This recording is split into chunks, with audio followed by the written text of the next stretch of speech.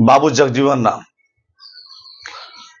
भारतीय राजनीति में बाबा साहब अम्बेडकर के बाद में सबसे बड़े राजनेता।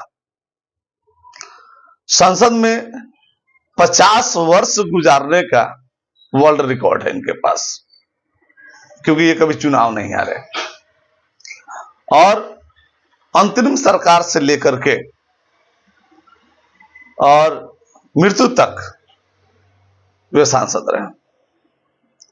दलितों के बहुत बड़े नेता, बहुत बड़े समाजवादी सोशलिस्ट थे, यहां तक कि प्रधानमंत्री के प्रबल दावेदार थे।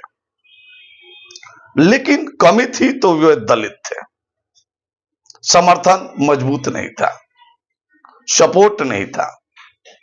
वरना जेल नेहरू के बाद में लाल बहादुर शास्त्री जो प्रधानमंत्री बने, वह जगह जगजीवन राम को मिल सकता था। उसके बाद में भी कई अवसर आए। इमरजेंसी के पूर्व भी ऐसा लगा कि अगर हो सकता है तो इंदिरा गांधी की सदस्यता अगर रद्द हो जाती है तो वैसे में जगजीवन राम को प्रधानमंत्री बनाया जाएगा, ऐसा उन्होंने आश्वासन दिया था। लेकिन इमरजेंसी भी लगी और जगजीवन राम की प्रबलता पर विराम चिन्ह लग गया, क्योंकि उन्हें पार्टी से ही निष्कासित कर दिया गया। निष्कासित होने के बाद में कांग्रेस फॉर डेमोक्रेसी नाम की खुद की पार्टी बनाई।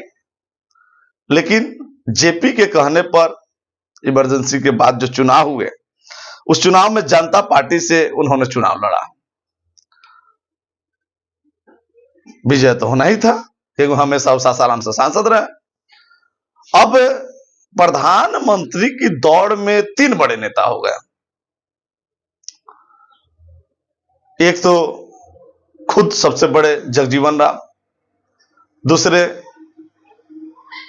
देवीलाल चौधरी, वे भी रेस में थे, और तीसरे मोरारजी देसाई।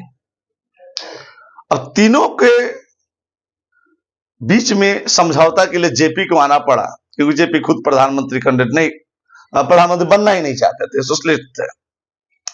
और उन्होंने मोरारजी भाई देसाई को प्रधानमंत्री बनाया, जिससे काफी इनमें नाराजगी हुई। लेकिन जयप्रकाश नारायण ने इन्हें समझाया और उप प्रधानमंत्री बनाया।